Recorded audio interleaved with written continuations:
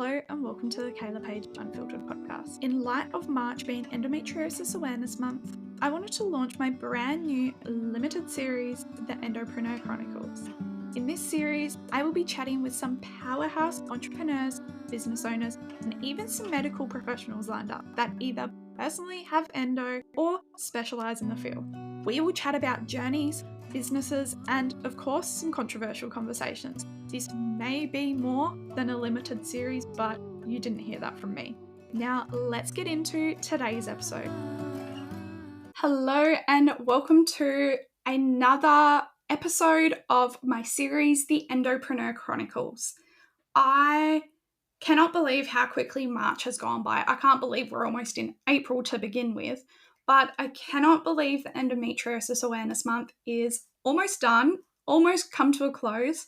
I really hope you have found these episodes helpful and valuable because that is actually the point of the episodes, believe it or not.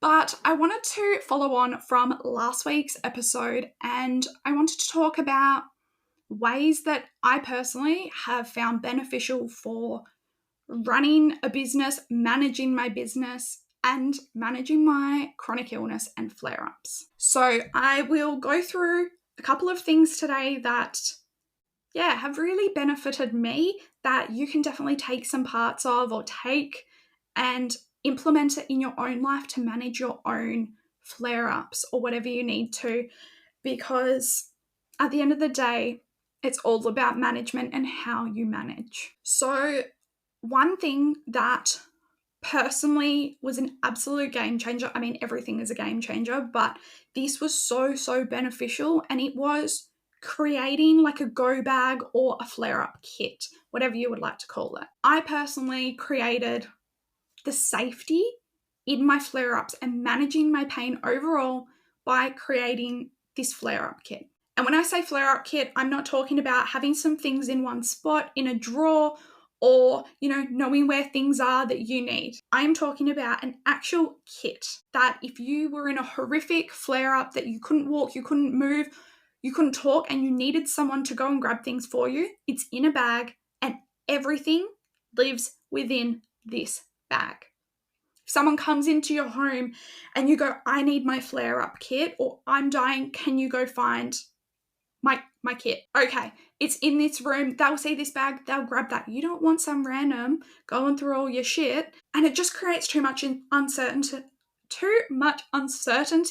and we don't need that. Not when we're already flaring up. So I have this bag. Everything is in it. Everything lives in it.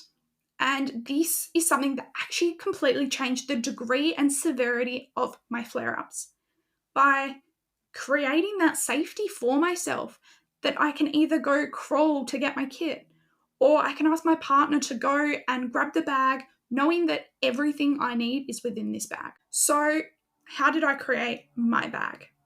Super easy. You cannot overthink this shit. It does not need to be fancy. It just needs to be practical. I went to Kmart and I bought a nappy caddy. It was $15. It's soft, it's lightweight, and it's also super strong.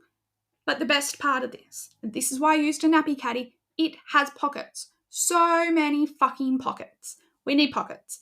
It needs to be organized. We cannot have chaotic, we can't have shit everywhere. You can just use a bag from like a tote bag or, a normal bag, something like that. But for me, that doesn't work. I need shit to be organized. I can't function in clutter, in mess. No, not a vibe. So for me, I need to be able to see everything within my kit, and it needs to be easily accessible. If I'm dying in agony and need something like my TENS machine or pain medication, I don't want to be scrambling through a bag looking for things. I then made up a list of everything I could possibly need if I'm in a flare-up.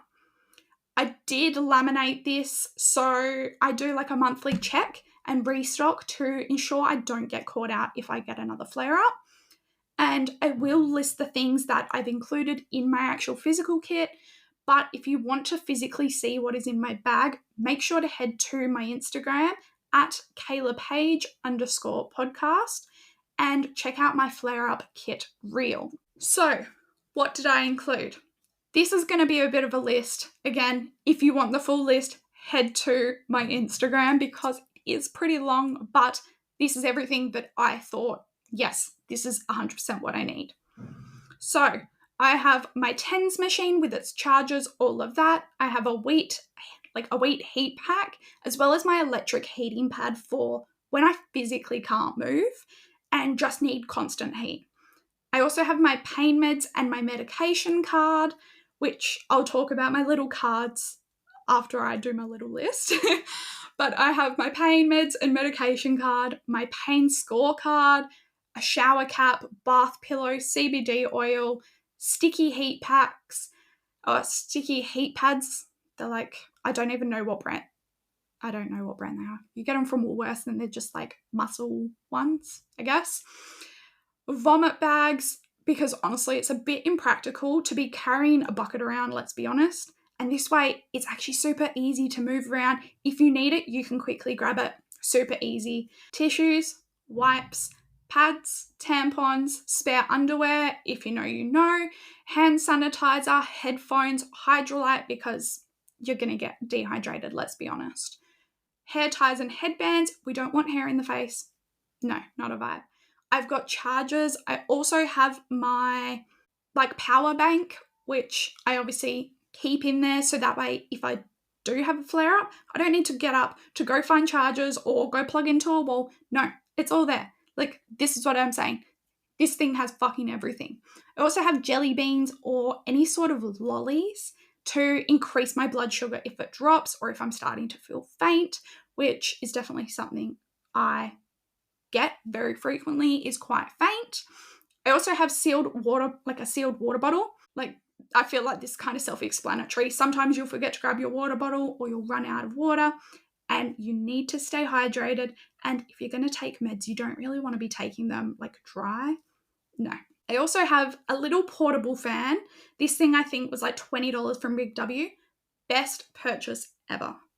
Best purchase ever, especially when you're really hot or when you're frying yourself with your heat pack and heat pad, all that, but you're actually like physically warm. This was so good in summer.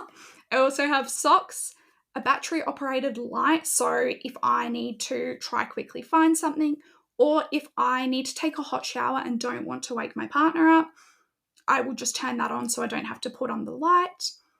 Lip balm and magnesium spray. There is probably so many things I haven't listed, but I mean, we'll try to keep this somewhat short. I am sure there is probably more things within my kit, but these were the main things. And I'll be honest, this kit is not light, especially with the water bottles and the heat pack. But this kit is honestly my saving grace. There have been times where I've had to crawl to the living room to cry in the middle of the night so I didn't wake up Alex as he had work, when apparently I can't cry in silence. He has been able to just go and grab this kit while I've been in 9 out of 10, 10 out of 10 pain, literally starting to lose consciousness from the pain.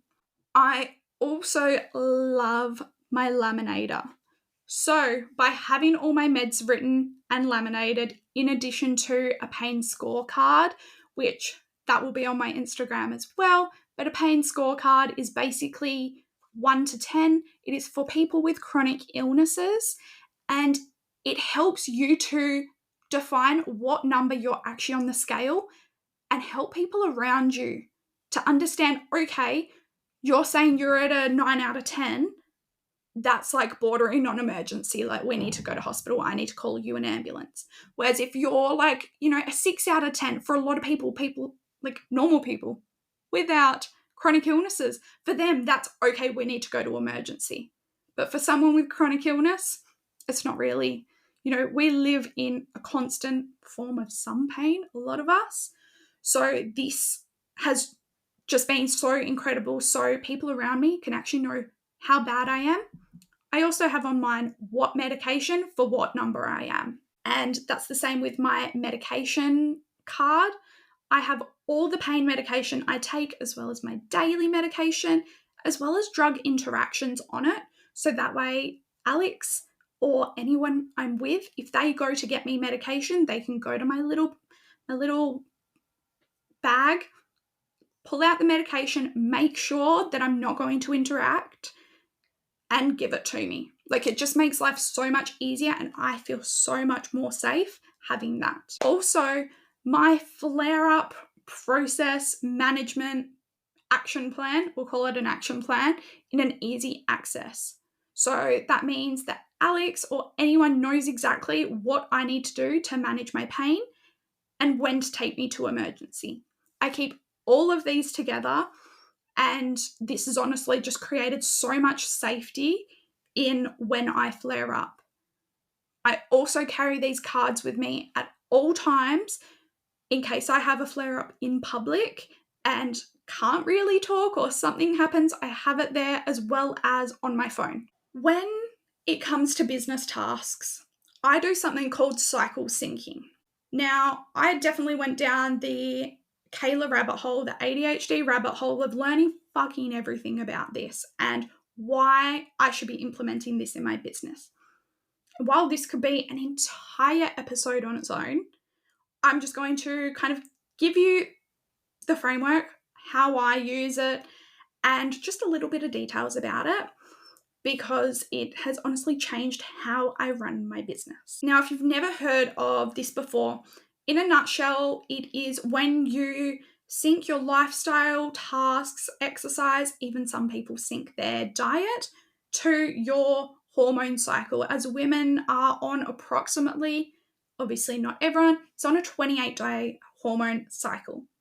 So this means we go through 4 phases throughout this 28 days that we have different strengths and weaknesses and different energy levels as well. So the main reason I do this is because when I get my period, I often need to take, 3 to 5 days off to be at home in pain, safe, to make sure I'm not out driving and going to cause an accident or hurt myself, so I can be at home safe and I don't need to do anything. I can keep my stress low, just know I'm safe. So for the rest of the month, I actually need to be ahead and proactive in my work to counteract for me taking the days off. So by using my natural strengths at certain points in my cycle, in addition to my different energy levels throughout my cycle, I'm actually able to be more efficient in certain tasks,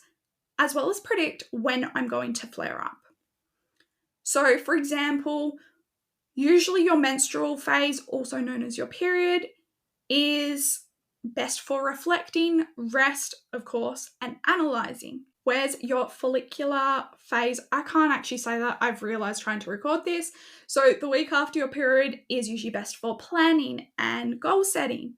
Ovulation, usually best for socialising, networking, meetings, a very energy-taking things, basically, is kind of how I think of it. Whereas your luteal phase can be for more getting shit done, for finishing things off, and just preparing for, the next month. So how I personally started with this was tracking my energy levels every single day for a couple of months. This allowed me to basically build data on my energy levels, when they were higher, when they were lower, and I used a scale of 1 to 5 with emojis and wrote down a bit of a breakdown of what each one meant on the days that my brain just couldn't. Usually when I needed to read that was one of the lower emojis that was used.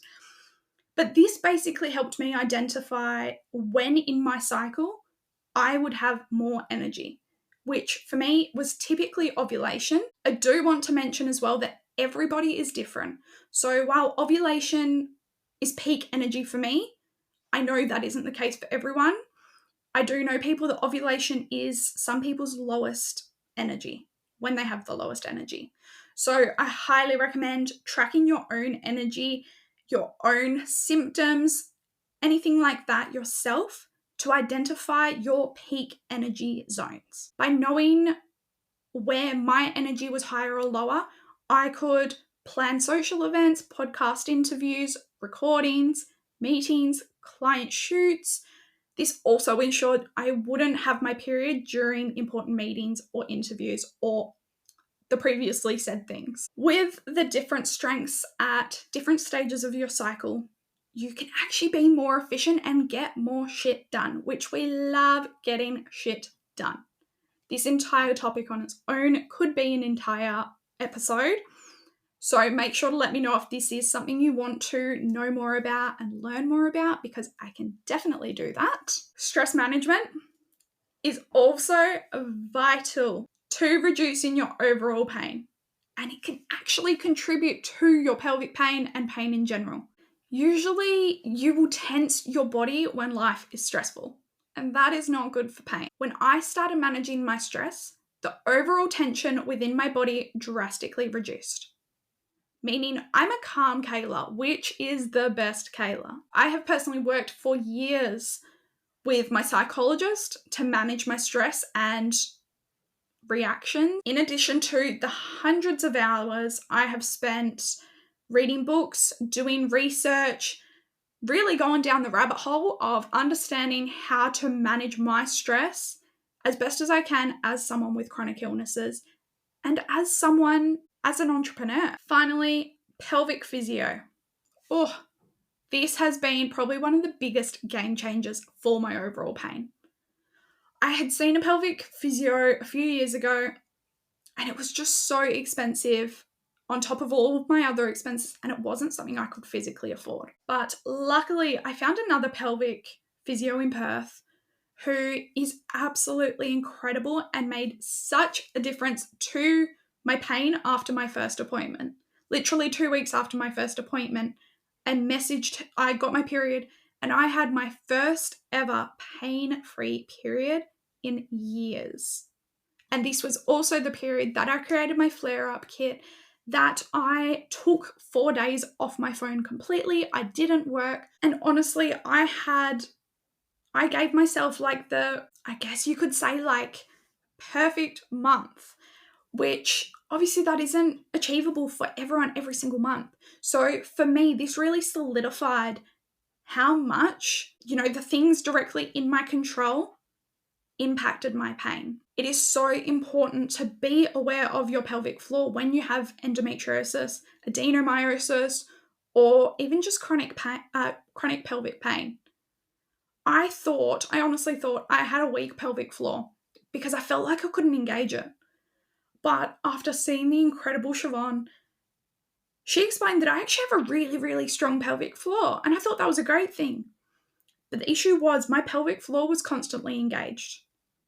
This basically means it never relaxed. It was always tense. And this can cause painful sex, constipation, pelvic pain, so many other issues. I now work with Siobhan to train my muscles to relax. And honestly, I cannot recommend pelvic physio or Siobhan highly enough. Because when you find a good pelvic physio, it is so worth the money, I promise you. Siobhan will be on the potty very soon to chat about the pelvic floor, your pelvic health, and chronic pain. So make sure to stay tuned for that episode. I will keep you updated. I really hope this episode was helpful and gave you some tips and things to manage your own pain and conditions. I personally have found that all of these management techniques and concepts have completely changed how I not only view my pain, but how I manage my pain overall. Please let me know if there is anything you want me to expand on in future episodes, because let's be honest, I may as well put the years of pain to good use. If you're wanting to gain some more knowledge around endo and managing your chronic pain, make sure to follow my Instagram at Kayla Paige _podcast to check out my flare-up kit, in addition to some of my favourite books and resources for endometriosis and pelvic pain. Thank you so much for listening to today's episode. If you loved this ep, make sure to leave a review on wherever you're listening so I can keep producing more episodes you love. If there is someone you would love to hear from within this series, please make sure to send me a DM so I can lock in even more epic conversations for you to listen to. And don't forget to come follow me on Instagram for more of my chaotic, unfiltered chats at Kayla Paige _podcast. Podcast. Until next time.